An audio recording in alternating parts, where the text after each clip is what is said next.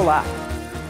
Quando nós nos deparamos com a Palavra de Deus sobre o assunto da Trindade, nós não vemos o termo Trindade apresentada na Palavra de Deus.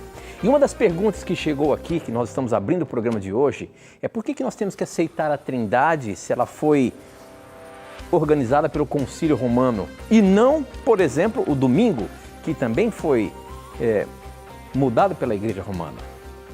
A questão é a Trindade. A pergunta foi, por que nós temos que aceitar a Trindade se não está na Bíblia? E foi organizada pelo Concílio Romano. Será que foi isso mesmo? Será que foi a Igreja Romana que apresentou a Trindade para nós cristãos? Esta e muitas outras questões você vai acompanhar agora, pois está no ar, Na Mira da Verdade.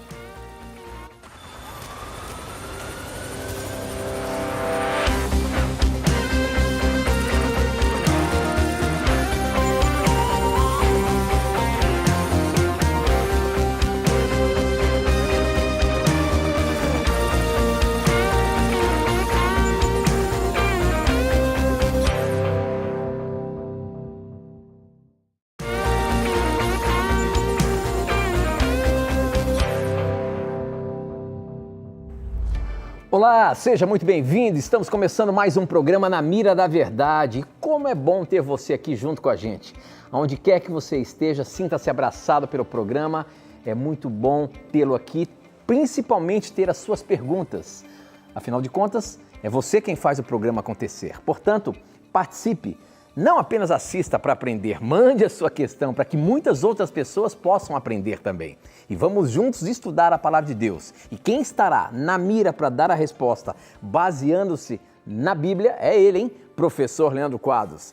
Professor, mais uma semana aí, como é que você está? Preparado aí para as perguntas que vão chegar hoje? Espero que sim, espero que cheguem perguntas fáceis de eu responder, não muito difíceis. E com certeza aquilo que Deus mandar é porque tem algum telespectador ou ouvinte que precisa ouvir a respeito daquilo. Então estamos muito confiantes de que mais uma vez Deus vai permitir que cheguem as perguntas que você, amigo telespectador, precisa. Nós partimos aqui de um pressuposto muito importante. Nós não podemos simplesmente dizer o que você quer ouvir. Nós devemos dizer o que você precisa ouvir. Então, se você está disposto a ouvir aquilo que você precisa e não simplesmente aquilo que você quer, saiba que o programa Na Mira da Verdade é para você. Então, vamos aguardar as suas perguntas para juntos estudarmos mais da Palavra de Deus. Você sabe, professor, que muita gente tem dúvida se o programa, de fato, ele não é preparado antes, né? Se é ao vivo, de fato, se as perguntas chegam de forma ao vivo aqui. Pois eu quero dizer para você que eu não sei o que você vai perguntar, nem ele sabe o que eu vou mandar para ele. Então, mande a sua pergunta. Nós vamos fazer hoje aqui, nós vamos fazer uma coisa diferente, hein? As pessoas que têm dúvida se o programa é de fato ao vivo, eu vou fazer o seguinte, vai chegar um momento aqui no meio do programa que eu vou falar, vem cá câmera, você vem aqui agora, eu vou abrir aqui uma questão que vai chegar, não agora, depois o câmera já está até vindo aqui, ó. Eu já vou te chamar como é que você faz, porque eu vou te mostrar uma pergunta que vai chegar aqui na hora. Por exemplo, você pode usar o WhatsApp para mandar pergunta. Você não pode usar o WhatsApp para fazer isso aqui, ó. Estão ligando para a gente aqui, ó. Não tem como atender a sua questão aqui por telefone. Você tem que escrever e mandar para a gente aqui, tá bom? Daqui a pouquinho eu vou fazer o seguinte, vou pegar a primeira pergunta que chegar aqui e vou colocar no ar. Só para você ver que o programa é ao vivo mesmo e não é nada preparado. O professor tem se preparado, estudado cada vez mais para dar a resposta na Bíblia. E é esse o objetivo do programa. E acima de tudo, o nosso principal objetivo é motivar você a estudar o livro sagrado. Tenho certeza que quando a gente vê o professor respondendo as questões na Bíblia, a gente também queria ter essa desenvoltura de poder achar os textos e responder. Isso é uma motivação para todos nós. Então, esse é o principal objetivo do Na Mira da Verdade. Fazer com que nós tenhamos o desejo de aprender mais do livro sagrado, de estudar mais esse livro que eu costumo dizer que é o nosso manual de sobrevivência aqui na Terra. Portanto, junte-se a nós. Vamos aprender mais a Bíblia. Coloque a sua dúvida, a sua pergunta bíblica, alguma coisa que você, ao ler, você tem dúvida. O que a Bíblia está dizendo? Ou alguma coisa que você vê na igreja e que você não entendeu direito. Manda pra gente, tá bom? E eu até falo algo mais que eu tenho falado aqui no programa. Diga de qual igreja você é. Participe com a gente. Como é gostoso nós, como irmãos das mais diversas denominações, podemos estudar juntos a palavra de Deus aqui na Novo Tempo. Faça sua pergunta, manda pra gente, tá bom? Professor, nós abrimos o programa, só não pode ligar assim pra gente, ó. Não dá pra atender, toma. A pergunta que nós abrimos aqui hoje foi que chegou pra gente aqui antes de começar o programa e eu estou abrindo com ela. Quem mandou foi o Gilvan, professor. Olha o que ele disse. Boa noite, professor Leandro e Tito. Meu nome é Gilvan, sou aqui de Minas Gerais e a minha pergunta é por que nós cristãos temos que aceitar a Trindade que vem de um concílio romano, mas não o domingo, que também foi promovido pela mesma igreja romana. Eu e a minha família aprendemos muito com o programa. Obrigado, Gilvan, por você estar fazendo o programa acontecer com a sua dúvida aqui e muita gente com certeza tem a mesma dúvida. Eu já disse na abertura do programa que o termo Trindade não está escrito na Bíblia. Não fala nada sobre Trindade, professor. De fato, a Trindade, ela vem de um concílio romano, foi desse momento que nós passamos a considerar a Trindade, Deus Pai, Deus Filho e Deus Espírito Santo? Não, infelizmente, Tito, existe essa distorção histórica, né, absurda, entre alguns antitrinitarianos que se negam a estudar um pouquinho de história eclesiástica. O que nós aprendemos quando estudamos um pouquinho que seja de história eclesiástica, né? Os concílios, existem duas questões. O termo católico empregado no início pelos pais da igreja não era uma referência à Igreja Católica Apostólica Romana. Isso aqui é muito importante de se dizer. A Igreja Católica Apostólica Romana passou a existir a partir do século IV com a união de cristãos da igreja primitiva e o Império Romano. Passou a ser, inclusive, a religião oficial do Império. Então, a Igreja Católica Apostólica Romana é do século IV. Antes de existir a Igreja Católica Apostólica Romana, existia a Igreja Católica. Em que sentido? O termo católico quer dizer universal. E os cristãos usavam esse termo para se referir aos cristãos espalhados por todo o nosso mundo, diríamos assim. Então, dizer que os concílios realizados pelos cristãos primitivos eram católicos apostólicos romanos é uma distorção da história absurda. Não eram católicos apostólicos romanos, existiam concílios católicos, porque o termo católico quer dizer universal. E os cristãos primitivos acreditavam que a igreja deveria ser católica nesse sentido, de o evangelho ser pregado em todos os lugares do mundo.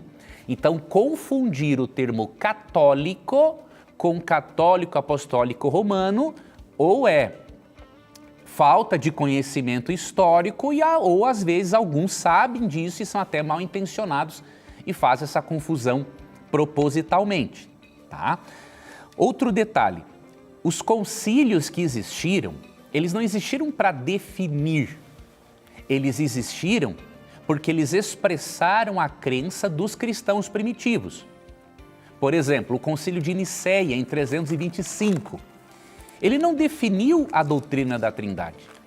Na verdade, o concílio foi feito para combater o arianismo. O arianismo, pregado por um bispo chamado Ário, ensinava que Cristo havia sido criado por Deus Pai. Só que você vê, já séculos I, século II, várias citações trinitarianas muito antes desse concílio. O que os cristãos fizeram? Eles se reuniram, teve um partido que era do lado de Ário, que seguia o arianismo, e outros que seguiam aquilo que os cristãos primitivos acreditavam, e foi decidido no concílio que a pregação, que o ensino diário era uma heresia. Dizer que esse concílio definiu a Trindade é um absurdo. O Espírito Santo nem foi abordado neste concílio, para você ter uma ideia. E o último ponto, e aí eu vou agora no texto bíblico, O Evangelho de Mateus, ele foi escrito entre os anos 60 e 70, né? Depois de Cristo. Olha o que diz Jesus em Mateus 28, 19. Ide, portanto, fazei discípulos de todas as nações, batizando-os em nome do Pai e do Filho e do Espírito Santo. Veja, Jesus fala na Trindade, isso foi registrado por Mateus entre 60 e 70 depois de Cristo. A Igreja Católica Apostólica Romana passou a existir no século IV. Então, dizer que a doutrina da Trindade foi inventada pelo catolicismo é uma loucura. Não tem lógica. Jesus já fala dessa doutrina antes. Mateus 3, 16 e 17. Jesus é batizado, o Espírito Santo desce no ombro dele em forma de pomba e Deus o Pai fala, este é o meu Filho amado em quem eu tenho prazer. Isso foi muito antes de existir a Igreja Católica Apostólica Romana. E em João 14, 16, João escrito ali no final do século I, Jesus fala assim, ó, Jesus, rogarei ao Pai e Ele vos dará outro Consolador. Então isso aqui é doutrina da Trindade muito antes de existir a Igreja Católica Apostólica Romana. E aí você vai encontrar muitos textos na Bíblia falando que a divindade é composta por 3 pessoas, muito antes de qualquer concílio católico no sentido de universal e muito antes de qualquer concílio apostólico da Igreja Católica Apostólica Romana. Tá bom? Então, meu irmão, não caia nessa cilada. Se você adquirir qualquer obra de teologia histórica, para você ver como que foram os debates em relação à doutrina da Trindade, à pré-existência de Cristo, você vai ver que realmente, por Deus ser um mistério, essas questões da Trindade, elas fizeram parte da história do cristianismo por muito tempo. E até hoje você vê que surgem questões como essas, mas eu te digo uma coisa. Eclesiastes 3, né? Um fala que não existe nada de novo debaixo do sol. Quando um antitrinitariano apresenta uma suposta nova verdade, se você for para a história eclesiástica, você vai ver que aquela, entre aspas, novidade que ele traz não é nada de novo. Aquilo já foi discutido por cristãos nos séculos 3, 4, 5. Então o que você faz? Ao invés de acreditar em retórica, você pega uma obra de teologia histórica, dá uma analisada, pega uma obra também de teologia sistemática e vê como que o autor sistematiza os textos bíblicos sobre o assunto, porque aí você vai entender, aprender o assunto e não ser enganado por essas falsas argumentações que acabam apresentando, tá? Então, muito obrigado, meu irmão, por enviar essa pergunta, né? Você é uma pessoa sincera que está em busca do conhecimento. E eu quis te dar essas informações para que ninguém engane você. Você é um filho de Deus, a sua família está buscando a Cristo e eu fiz questão de dar aqui alguns dados a mais para que essa preciosa família não seja enganada pelo antitrinitarianismo.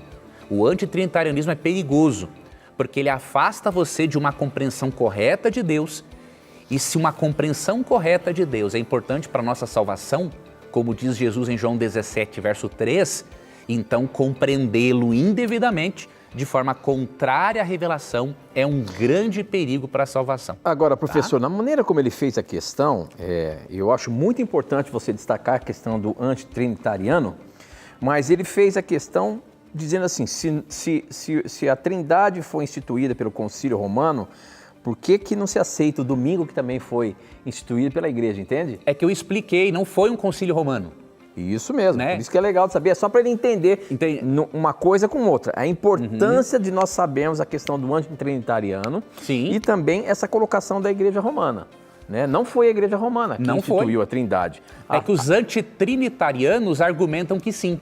É, né? É, por isso que eu mencionei, os antitrinitarianos argumentam que é uma doutrina católica apostólica romana que nós aceitamos. Isso não é verdade. Agora, de fato, o domingo foi mudado pela Igreja Romana, correto? Teve, ó, aí tem um detalhe, a história é longa, mas não foi só pela Igreja Católica Apostólica Romana, ela teve um papel, sim, primordial, né? Agora, você percebe os cristãos já num processo de abandono da palavra de Deus, você já vê algumas citações entre os pais da igreja, já falando do domingo como o dia do Senhor pouco antes da Igreja Católica Apostólica Romana. Então você já vê umas citações ali. Agora, o catolicismo realmente exerceu a maior influência, tanto que na esfera civil, Tito, aí sim, na esfera civil, Constantino, em março de 321 d.C., deu a primeira lei dominical obrigatória, obrigando as pessoas a não trabalharem no domingo. Então,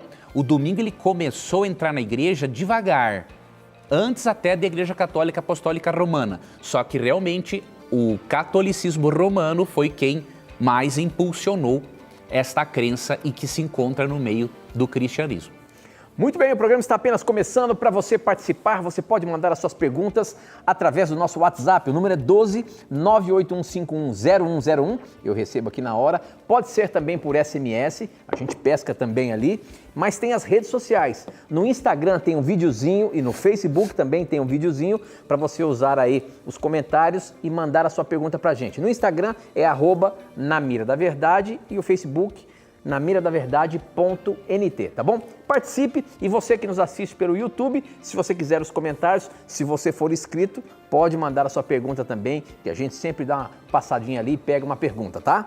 Olha, professor, essa aqui chegou pelo nosso WhatsApp, deixa eu ver quem mandou, foi o Valmir Antônio. A pergunta dele é a seguinte: boa noite, quantas vezes Jesus fala do inferno na Bíblia e vocês já falaram aí que não tem inferno? Como é isso? Então ele quer saber, a Bíblia fala, Jesus fala do inferno, né? Sim. Agora, nós já falamos aqui no programa sobre essa questão do inferno. De fato, o inferno não existe? Muito boa essa observação do nosso telespectador. Veja, nós cremos, amigo ouvinte, no lago de fogo que castigará os ímpios. Nós não temos dúvidas. Jesus fala, para alguns comentaristas, Jesus fala mais do inferno que do céu. Porém, temos que localizar o inferno no tempo exato, no tempo correto. Por exemplo, em Marcos 9, nós vemos claramente uma menção a esse lago de fogo. Vou ler aqui para você Marcos 9, 43. E se a tua mão te faz tropeçar, corta, pois é melhor entrares maneta na vida do que tendo as duas, ires para o inferno, para o fogo inextinguível, onde não lhes morre o verme, nem o fogo se apaga. Então, aqui é uma clara descrição de um lago de fogo. A pergunta que devemos fazer é, Jesus ensina que o inferno existe hoje, ou este inferno, esse lago de fogo, existirá no futuro? Vamos deixar que o texto bíblico nos responda. Em primeiro lugar, Cristo fala de uma alma indo para o inferno ou de um corpo indo para o inferno? Vamos deixar que o texto responda. É um corpo. Quer ver um outro exemplo? A parábola do rico e Lázaro em Lucas 16, 19 a 31, que muitos usam para dizer que existe uma alma imortal. Se você ler a parábola, eu não vou explicá-la agora, mas se você ler a parábola, Jesus não coloca no céu e no inferno almas, ele coloca corpos. Tanto que no momento o indivíduo que está no inferno, na parábola, na história fictícia, ele pede para Lázaro molhar o dedo e com água refrescar a língua dele. Alma tem língua? Alma sente sede? Alma tem dedo? É óbvio que não. Então Cristo coloca nesse inferno corpo, não alma. E outro detalhe, quando este inferno existirá? Aqui que está o detalhe. A Bíblia não apresenta o inferno como existindo no tempo presente, mas no tempo futuro. Pelo menos no sentido de lago de fogo. É porque a palavra inferno, ela pode, em alguns textos, significar também sepultura. Então, neste caso, o inferno existe no sentido de sepultura. Agora, no sentido de lago de fogo, é um evento futuro e não presente. Entendeu? E aqui, por exemplo, em Mateus 25, 41, ó. Então o rei dirá também aos que estiverem à sua esquerda, apartai-vos de mim, malditos, para o fogo eterno, preparado para o diabo e seus anjos. Quando que Cristo destina essas pessoas para o fogo? Versos 31 e 32, ó. Quando vier o Filho do Homem, na sua majestade, e todos os anjos com ele, então se assentará no trono da sua glória. Então é após a volta de Cristo, mais especificamente após o milênio, lá em Apocalipse 20, versos 7 a 10, que os ímpios serão jogados no lago de fogo. Então o que nós cremos? Hoje não existe um lago de fogo a castigar os ímpios, porque não chegou ainda o momento do castigo, do juízo final, mas existirá esse lago de fogo. Então nós não negamos a existência. Nós ensinamos que ele existirá num tempo adequado. E isso é o que está no texto bíblico. Nós temos que ir para um intervalo rápido. Aproveite o intervalo, formule a sua questão e manda para a gente. Não sai daí não, a gente volta já já.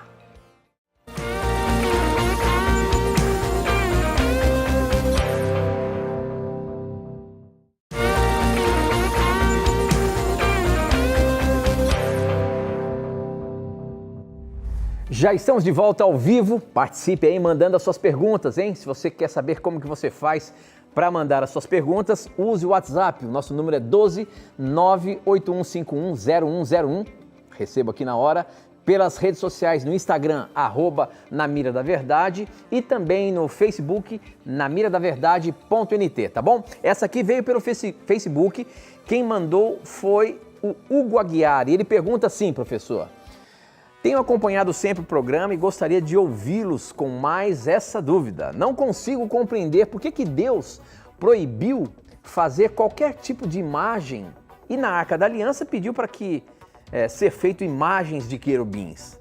Tal episódio bíblico não liberaria o uso de imagens na igreja, proibindo apenas a adoração a elas? Deus abençoe todos e obrigado desde já. Professor, a gente sabe que Deus instituiu ali o santuário no deserto e ele foi, tudo que foi feito lá foi a pedido de Deus, né? Moisés recebeu as instruções e fez aquele santuário ali. E nessa Arca da Aliança, com certeza, tinha aqueles querubins lá. E aí a pergunta do nosso irmão Hugo aqui, será que isso não seria uma forma de que nós podemos também ter as imagens na igreja? Como é que é? Tito, uma boa pergunta. Meu irmão, aqui está um detalhe importante. Deus, ele é contra não a arte, ele é contra a veneração ou a adoração da arte. Vou lhe mostrar 2 textos bíblicos que vão deixar isso bem claro para você. Aqui, em Êxodo capítulo 20, no 2º mandamento, no versículo 4, diz assim: não farás para ti imagem de escultura, nem semelhança alguma do que há em cima nos céus, nem embaixo na terra, nem nas águas debaixo da terra. Verso 5, ó, não as adorarás, nem lhes darás culto. Não importa se é culto de adoração ou de veneração, nenhuma forma de culto é para prestar a qualquer tipo de imagem. E aí dá razão, porque eu sou o Senhor teu Deus. Então aqui no 2º mandamento, Deus proíbe o fazer imagens de escultura para adoração ou para a veneração. Agora, Deus não é contra a arte em si. Por isso que quando ele manda construir o tabernáculo terrestre, ele se utiliza da arte para ilustrar aspectos do plano de salvação no santuário. Porém, os israelitas não eram autorizados a venerar ou se prostrar ou prestar qualquer tipo de homenagem para os querubins, por exemplo. Quer ver a maior prova? Os querubins, eles eram construídos juntos com a Arca da Aliança. Aonde ficava a Arca da Aliança? Isso é importante. Ela ficava no lugar santíssimo do santuário. Tinha o lugar santo, que era um compartimento onde o sacerdote ministrava todos os dias, e tinha o lugar santíssimo, onde o sumo sacerdote entrava apenas uma vez ao ano. se apenas o sumo sacerdote entrava no lugar santíssimo uma vez ao ano, as pessoas não tinham acesso a esses querubins para prestarem qualquer tipo de culto ou homenagem para eles. Então, aqueles querubins ali, junto com o propiciatório, a tampa que cobria a arca, representava a reverência dos anjos para com a lei de Deus e o envolvimento deles no plano de salvação, porque eles são os espíritos ministradores enviados a serviço da salvação daqueles que creem, diz Hebreus 1,14. Tá? E aí você vai para Números 35, 30 a 35, eu recomendo que você leia depois. Aqui você vê Deus dando o dom artístico para Bezalel e Aholiabe. Deus deu o dom para que eles fizessem qualquer tipo de obra de arte para ilustrar aspectos do plano de salvação no santuário. Porém, em nenhum momento eles veneravam ou adoravam estas imagens. Então, não há uma contradição. Simplesmente Deus é a favor da arte, só que Deus não é a favor de venerar ou cultuar obras de arte. Muito bem, professor. Estou só aqui pescando uma perguntinha no Instagram para colocar na mira daqui a pouquinho, mas olha só, aqui eu já separei, pronto. Já separei aqui no nosso WhatsApp. Quem mandou essa aqui, deixa eu ver, o Daniel Barbosa. Daniel Barbosa, a pergunta dele é a seguinte: familiares poderá ser salvo por fé de um membro da família? Porque a palavra de Deus fala, se a gente crer, será salvo você e sua família, e sua casa.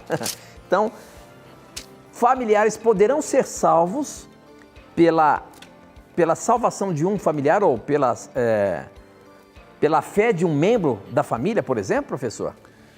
As pessoas chegam a essa conclusão pela leitura isolada de Atos 16, 31. Se ler Atos 16, 31 até o 33, já resolve o problema. Você vê como é importante, amigo telespectador, não tire conclusões através de versos isolados. Delimite, no mínimo, um parágrafo. Um verso é uma linha, né? Um parágrafo é o mínimo e mesmo assim, muitas vezes não é necessário. Às vezes você tem que delimitar não o parágrafo, mas a perícope. O que é isso? É o bloco de texto que trata do mesmo assunto. Então, às vezes, um capítulo também não é suficiente, porque a divisão em capítulos não significa que o assunto começa e termina ali. A divisão em capítulos é para facilitar-nos a busca dos textos bíblicos. Mas vou te dar um exemplo. Se você quer entender bem o Sermão do Monte, você tem que ler o capítulo 5, o capítulo 6 e o capítulo 7, porque esse bloco ou perícope envolve todo o Sermão do Monte, entendeu? Então aqui, por exemplo, se nós delimitarmos pelo menos um parágrafo, você vai ver que ninguém é salvo de carona, né?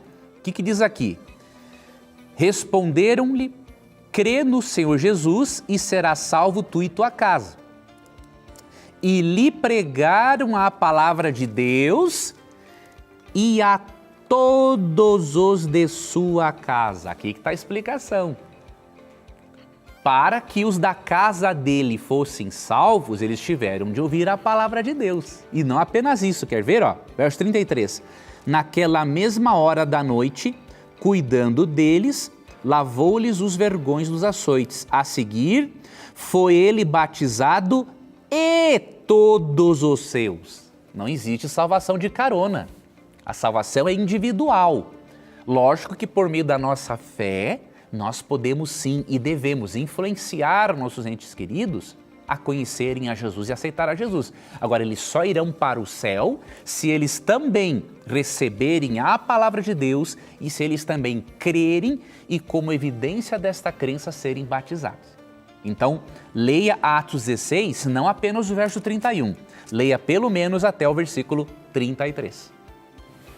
Ok, muito bem. Vamos fazer o seguinte, professor, já que o pessoal tem dúvida se o programa é ao vivo mesmo, eu vou chamar o câmera aqui, vou pegar o WhatsApp só para mostrar as perguntas que estão chegando aqui para mim. Você consegue pegar aqui para a gente, produção? Olha aqui, Olha as perguntas que estão chegando aqui sem parar. Todas as suas perguntas estão aqui, gente. Então vamos fazer o seguinte, vou pegar a última que chegou aqui, sem saber qual que é. Olha aqui, ó. Vou apertar aqui, hein? Vamos lá. Boa noite, parabéns pelo programa. Marituba, Pará. Olha a pergunta, professor. Devemos orar pela parentela ou só pela família? Já que nós estamos falando sobre família, então já veio a pergunta, acabou de chegar aqui. Nós temos que orar por todos ou apenas para os nossos familiares, professor? Como é que é? Boa pergunta. A Bíblia nos mostra... Chegou aqui, a gente põe na mira. A Bíblia nos mostra que devemos orar tanto pelos familiares, pelos irmãos na fé, quanto por aqueles que não são familiares e irmãos na fé. Vou te mostrar aqui alguns exemplos. Primeiro, Tiago capítulo 5, versículo 14. Está alguém entre vós doente? Chame os presbíteros da igreja e estes façam oração por ele, ungindo-o com óleo, em nome do Senhor. E a oração de fé salvará o enfermo e o Senhor o levantará. E se houver cometido pecados, ser-lhe-ão perdoados. Então aqui fala para que irmãos na fé orem por outros irmãos na fé. Agora eu vou lhe mostrar um texto de Paulo, em que ele manda orarmos por todas as pessoas, inclusive por líderes governamentais. 1 Timóteo, capítulo 2, a partir do versículo 1. Antes de tudo, pois, exorto que se use a prática de súplicas, orações, intercessões, ações de graças, olha aqui, em favor de todos os homens. Em favor dos reis e de todos os que se acham investidos de autoridade, para que vivamos vida tranquila e mansa, com toda a piedade e respeito. Isto é bom e aceitável diante de Deus, nosso Salvador, o qual deseja que todos os homens sejam salvos e cheguem ao pleno conhecimento da verdade. Olha que texto bonito. Ele diz o seguinte: devemos orar em favor de todos os homens, inclusive líderes governamentais, porque Deus deseja que todos os homens sejam salvos. Então a oração intercessória tem que ser por todos. Muito bem, professor, muito bem. Nós temos agora, a gente tem aquelas perguntas que as pessoas mandam por vídeo para a gente. Mais uma pessoa andou aqui pela Novo Tempo e nós pegamos a pergunta dela. Vamos ver? Meu nome é Aelton, eu sou da Bahia, sou comportor. E minha pergunta é, nós adventistas cremos que Deus tem filho sincero em todas as denominações. A minha pergunta é, antes da porta da graça se fechar, todos os filhos de Deus, eles vão estar guardando todos os mandamentos? E aí, professor? Nós cremos, amigo telespectador, talvez você tenha escutado, né? Porta da Graça, o que é isso? Esse é um termo bem conhecido na Igreja Adventista e que não é usado, obviamente, por outros irmãos de outras denominações. Esse é um termo que significa o seguinte: vai chegar o momento em que Cristo vai concluir a sua obra de intercessão e de juízo no santuário celestial e aí ele volta, né, para nos buscar. Neste momento, a porta do santuário celestial e a porta da graça terão se fechado, porque todos os casos terão sido decididos e ele vai buscar aqueles que realmente o aceitaram como Salvador. Então, é uma expressão para dizer que trata do término da obra de Cristo no santuário para que ele volte a segunda vez e leve a sua igreja para o céu, tá bom?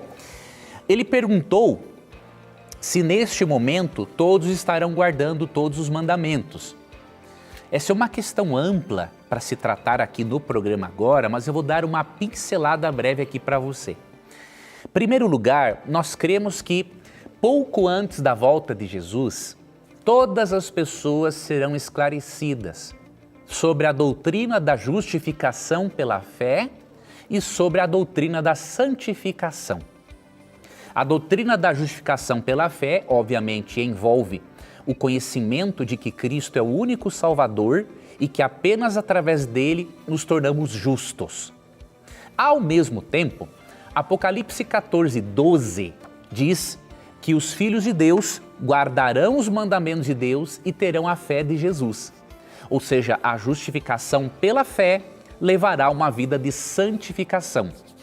Como parte de uma vida de santificação, nós cremos que todos terão sido esclarecidos sobre a importância de guardar o sábado bíblico como um sinal de que Deus é o Criador, Êxodo 28 a 11, e como um sinal de que Deus é o agente da nossa santificação, Ezequiel capítulo 20, versos 12 e 20. Nós cremos que neste momento todas as pessoas terão sido esclarecidas sobre o assunto. Por quê? Porque Apocalipse 13 mostra um momento de perseguição contra aqueles que guardam os mandamentos de Deus, como resultado de terem sido justificados pela fé em Cristo. Então que, obviamente, para as pessoas saberem que o sábado será o sinal de identificação do adorador, sinal escatológico, e o domingo será o oposto, então neste momento todas as pessoas terão sim sido esclarecidas a respeito. Isso quer dizer que um cristão que hoje guarda o domingo na sua sinceridade e que não é convicto do sábado, ou que um cristão que já morreu, sem saber que a doutrina correta era o sábado, ele vai se perder, é óbvio que não. A salvação é pela graça, e sendo pela graça, se a pessoa aceita o sangue de Cristo, a graça de Cristo cobre aquilo que faltou na pessoa. Agora, quando chegar o momento futuro e todos forem esclarecidos sobre o assunto e ocorrer aquele decreto de Apocalipse 13, aí sim, quem optar por um falso dia de guarda naquele momento, com os dados que ele terá e com as informações que ele terá do Espírito Santo, ele estará sim se rebelando contra Deus. Mas isso é um evento futuro, escatológico. Nós não temos dúvida alguma até de que a maior parte dos filhos de Deus guarda o domingo. Se você ler o livro Grande Conflito, página 383, Ellen White é muito claro em dizer que a maior parte dos filhos de Deus está no mundo protestante, não está na Igreja Adventista. Na Igreja Adventista tem um povo remanescente que se esforça por fazer a vontade de Deus, mas também tem muito joio. E a maior parte dos filhos de Deus estão lá fora. E na página 449 do Grande Conflito, ela inclui também os irmãos católicos apostólicos romanos, tá bom? Então essa nossa crença, a nossa escatologia, não é exclusivista, tá? Ela entende que Deus tem os seus filhos em todos os lugares, como muito bem este irmão apresentou. Muito bem, e eu queria dizer para você que você pode se aprofundar mais na Bíblia, em assuntos difíceis, usando a revista Esperança Novo Tempo, Na Mira da Verdade, esse guia de estudo que foi preparado com muito carinho pelo professor Leandro Quadros, sobre os textos difíceis da Bíblia que você pode se aprofundar mais nele. Para você ter essa revista aí na sua casa, você pode ligar para a gente agora, 0 operadora 12 2127 3121, pedir essa revista do Na Mira da Verdade. Os seus dados serão solicitados para que possa chegar direitinho na sua casa sem você pagar nada. Peça agora mesmo, nós vamos para um intervalo rápido, aproveita aí o intervalo, liga para a gente, 0 operadora 12 2127 3121, tá aí o número aparecendo na TV, liga pra gente e peça a revista Na Mira da Verdade, tá bom? Não sai daí não, hein? A gente volta já já.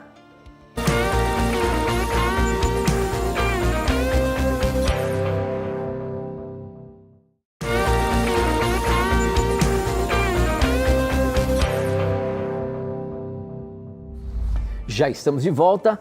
Faça suas perguntas, mande pra gente através do nosso WhatsApp, número é 12 981510101. Aparece aí na tela já já para você. Você pode mandar pra gente que a gente pesca aqui na hora, tá bom? Ou então pelas nossas redes sociais, pelo Instagram, @Na Mira da Verdade, e no Facebook, namiradaverdade.nt, tá? Tem uma pergunta aqui que chegou pelo nosso Instagram. Quem mandou foi a Wanda Helena. Obrigado pela sua participação, minha irmã. Olha só a pergunta da Wanda. Olá, meus irmãos. Sou Wanda Helena. Gostaria de tirar dúvidas sobre a questão de que as pessoas sacrificavam animais inocentes para perdão de pecados. Sendo o ser humano racional e os coitadinhos não, por que morriam? Eu acredito que o Deus da Bíblia, o Deus que acredito, não aceitasse esse tipo de prática. E acredito que Jesus veio para ensinar as coisas celestiais e ensinar como devemos ser para termos uma vida com Deus e com os anjos. Vamos lá, professor. A pergunta dela aqui é o sacrifício de animais. Ela fala aqui, né, animais inocentes, né, irracionais, que não sabem de nada, mas tinham que ser mortos para perdão dos pecados dos seres humanos. De fato, foi Deus que instituiu isso, professor? Ou o que ela está dizendo aqui, ela acredita que o Deus da Bíblia não faria isso. Como que a gente pode ajudar, professor? Mas ele fez. Vamos ajudar a nossa telespectadora. Antes, rapidamente quero mandar um abraço para a querida amiga Auxiliadora. Ela mora em Belo Horizonte, é da Igreja do Progresso, está assistindo o programa. Deus abençoe a você, o seu esposo, os seus filhos. Obrigado pelo carinho, minha amiga, que você tem para com o nosso programa, viu? Vamos lá responder à nossa telespectadora. Primeiramente, minha irmã, Deus realmente instituiu o sistema de sacrifícios para ensinar o plano de salvação para o povo de Israel, para os povos antigos. Eu sei que parece ruim isso, não é? Nossa, mas animais inocentes morrerem. Oi? Parece tirano isso, Parece professor? tirano, mas se nós analisarmos, mais cruel ainda é o inocente Jesus Cristo morrer por nós na cruz. Então veja, aquele povo, o ser humano, ele tinha que entender a gravidade do pecado. Ele tinha que entender aquele conceito de Romanos 6:23. O salário do pecado é a morte. Para ele entender este conceito de que o salário do pecado é a morte, o pecador deveria entender que para ele estar vivo, alguém deveria morrer no lugar dele. Deus não veio apenas dar lições morais, ele veio mostrar que sem um substituto não há como ter vida, por causa do pecado. Então, para Deus mostrar a terribilidade do pecado e dar lições pedagógicas, didáticas que pudessem ser compreendidas, ele teve que instituir isso. E eu vou te dizer mais uma coisa importante. Isso já foi instituído, nós temos essa referência de forma indireta, tá? Não é direta, mas indiretamente nós vemos que isso foi instituído já no Jardim do Éden. Quer ver? No verso 21 de Gênesis 3, quando Adão e Eva, após receberem a sentença de Deus, e eles tinham pego folhas de figueira para vestirem a nudez deles, porque ao eles pecarem, aquela glória de Deus que brilhava ao redor deles se foi, eles se afastaram de Deus. Olha que tipo de roupa que Deus fez para eles no verso 21. Fez o Senhor Deus vestimenta de peles para Adão e sua mulher e os vestiu. O que eruditos bíblicos têm dito? Essas vestimentas de peles que Deus fez indica que um animal foi sacrificado no Jardim do Éden para que Adão e Eva, a partir dali, pudessem entender que para um dia eles viverem novamente, eternamente, um inocente deveria morrer no lugar deles. Você vai para o capítulo 4. Deus se agrada da oferta de Abel e não se agrada da oferta de Caim, porque Abel sacrificou um ser no lugar dele. Abel estava adorando a Deus do jeito que Deus ensinou que deveria ser. Caim estava querendo adorar a Deus de uma forma hipócrita e do jeito que ele achou que deveria ser. E aí você vai para o livro de Levítico. Deus estabelece o sistema de sacrifícios. E isso é tão forte para eles, inclusive no Novo Testamento, que João Batista, ao ver Jesus, Em João 1,29 diz assim: eis o Cordeiro de Deus que tira o pecado do mundo. E Paulo, em 1 Coríntios 5,7, chama Cristo de o Cordeiro Pascal. Isso nos lembra lá Êxodo 12. Foi em Êxodo 12 que Deus manda os israelitas sacrificarem um cordeiro, pintarem os umbrais da porta com o sangue do cordeiro, para que todo primogênito que estivesse sobre aquela casa não fosse morto. Então o que eu digo para você? A sua pergunta é muito sincera, mas você precisa conhecer melhor o Deus da Bíblia. Você está querendo, você tem uma compreensão, uma forma de entender a Deus. E Deus lhe ama, e Deus valoriza os seus insights. Só que você vai precisar, querida telespectadora, moldar a sua visão de Deus de acordo com o texto bíblico. Não tem outra forma. Se você quiser crer no Deus bíblico e viver coerentemente com o que Ele diz, você vai ter que moldar a sua compreensão com base no texto bíblico. Tá bom? Então isso é um resumo, esse assunto obviamente é muito amplo e eu espero que Deus continue iluminando você para que você perceba que é ruim, foi ruim, óbvio, foi. Deus doía no coração de Deus, mas Deus tinha que ensinar o conceito de que o salário do pecado é a morte. E lembremos que mais horrível ainda do que animais inocentes morrerem foi o Senhor Jesus, o inocente Jesus morrer. Isso foi pior ainda. Muito bom, professor, muito bom. Olha só, eu estou aqui acompanhando também o pessoal que nos assiste através do YouTube e perguntas estão chegando aqui, comentários sobre aquilo que a gente está apresentando aqui. Já eu coloco um pouquinho mais. Mas o César Moreira, ele diz o seguinte: boa noite, Tito, professor Leandro, eu sou da Congregação Cristã no Brasil, aqui no Rio de Janeiro, e eu gostaria de uma explicação do professor. A Bíblia é a palavra de Deus ou contém a palavra de Deus, professor? Muito importante essa pergunta, porque vários cristãos estão caindo num engano diabólico de que a Bíblia só contém a palavra de Deus e ela não é a palavra de Deus. Cuidado com isso. Cuidado com esses teólogos liberais. Cuidado com essa teologia progressista que está acabando com a fé de muitas pessoas. A Bíblia não ensina que ela contém a palavra de Deus. A Bíblia diz que ela é a palavra de Deus. Lógico, é a palavra de Deus apresentada no sotaque, diríamos assim, na linguagem humana.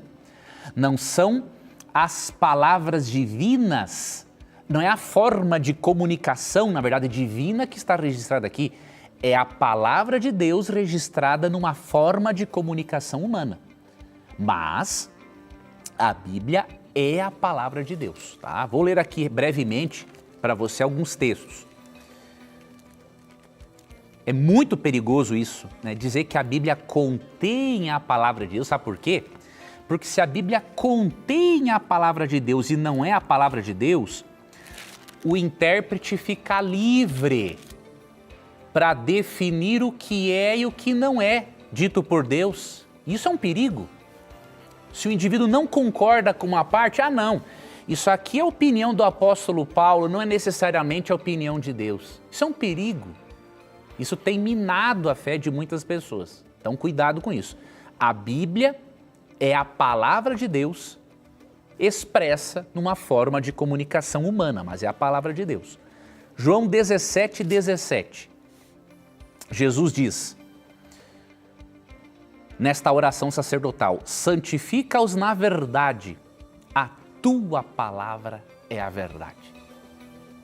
Jesus considera a Bíblia fonte de verdade absoluta.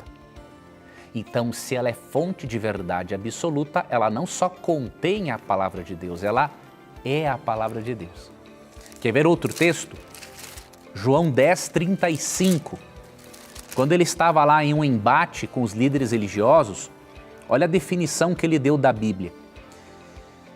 Se ele chamou deuses aqueles a quem foi dirigida a palavra, e a Escritura não pode falhar, Para Jesus, a Escritura não pode falhar. Se a Bíblia apenas contivesse a palavra de Deus, ela poderia falhar, porque aí o ser humano seria um dos principais agentes, o principal agente, mas não. O ser humano é a pena de Deus para escrever, na linguagem humana, para que nós possamos entender, mas a palavra é de Deus. 2 Pedro 1, 19 a 21. O verso 21 chega a dizer o seguinte: nunca nenhuma profecia foi dada por particular interpretação. Veja, nenhuma. Mas homens santos falaram da parte de Deus, movidos pelo Espírito Santo. E aí você vai para Mateus 4. Quando Cristo foi tentado por Satanás no deserto, quando Cristo usa a Bíblia, em Mateus capítulo 4, ele chega a dizer, no versículo 4, não só de pão viverá o homem, mas de toda a palavra que sai da boca de Deus. E aqui agora um detalhe que eu lembrei importante. 2 Timóteo 3,16, quando fala que toda a Escritura é inspirada por Deus, o termo grego para inspirado é theopneustos. O que isso significa? Aqui mata a charada. Toda a Escritura é soprada por Deus, ou seja, a Bíblia não contém a palavra de Deus, ela é soprada por Deus. Tá? Então, qualquer pessoa que disser que a Bíblia só contém, ao invés de ser a palavra de Deus, essa pessoa está no caminho da heresia. Professor, temos ainda 2 minutinhos, acho que você consegue responder essa pergunta da Fátima Pinheiro aqui. Ela diz o seguinte: sou de Horizonte, no Ceará, por favor, peço que a minha pergunta foi pescada. Jesus, em Mateus 17, 21, estava se referindo à incredulidade dos discípulos ou aos demônios quando ele diz essa espécie só sai com jejum e oração? É naquele momento onde os discípulos perguntaram se eles poderiam também expulsar demônios, né? Jesus falou que se tivesse a fé do tamanho do grão de mostarda, e no final ele disse essa frase, né? Quando ele diz essa frase, ele está falando especificamente dos demônios ou da fé dos discípulos, professor? Não, é dos demônios, com certeza, porque aqui no contexto, no versículo 14 em diante, e quando chegaram para junto da multidão, aproximou-se dele um homem que se ajoelhou e disse: Senhor, compadece-se de meu filho, porque é lunático e sofre muito, pois muitas vezes cai no fogo e outras muitas na água. Apresentei-o a teus discípulos, mas eles não puderam curá-lo. Jesus exclamou: ó geração incrédula e perversa. Então veja, aqui não pode se referir à fé deles, porque Deus não expulsa a fé de ninguém. Quando ele fala aqui que essa casta não se expele senão por meio de oração e jejum, é uma casta, é um tipo de demônio, né? Então a expulsão é do demônio, não é a expulsão da fé. Então no contexto, obviamente, é uma referência aos demônios. Ok, professor, ok. Com essa nós vamos terminar o nosso programa, que já não tem mais tempo para você responder outras perguntas. Eu queria agradecer a você que tem mandado as suas perguntas para a gente. Lhe falo, não desanime, continue mandando o nosso programa, a gente recebe, você dê uma olhadinha se você acompanhou o programa hoje, quantas e quantas perguntas chegam, mas a gente precisa que você mande as suas questões para que o programa possa acontecer, tá bom? Então não desanime não, continue mandando e a qualquer momento sua pergunta estará na mira da verdade. Professor, a gente se encontra a semana que vem, se Deus quiser. Obrigado, Tito, obrigado aos nossos visitantes também que vieram aqui no estúdio ao vivo hoje assistir o programa. Obrigado a você, amigo telespectador, por ter acompanhado, que Deus te abençoe. E lembre-se que no nosso programa, sempre que você tiver a coragem de perguntar, assim como esses visitantes que estão aparecendo aqui. Estão vendo aí agora o pessoal que veio nos ver aqui, se o programa é ao vivo mesmo, exatamente. Assim como esses visitantes, amigo telespectador, se você tiver a coragem de perguntar, a Bíblia terá coragem de lhe responder. Aqui você já sabe, seus questionamentos e as suas dúvidas sempre estão na mira da verdade. Até o nosso próximo encontro. Tchau!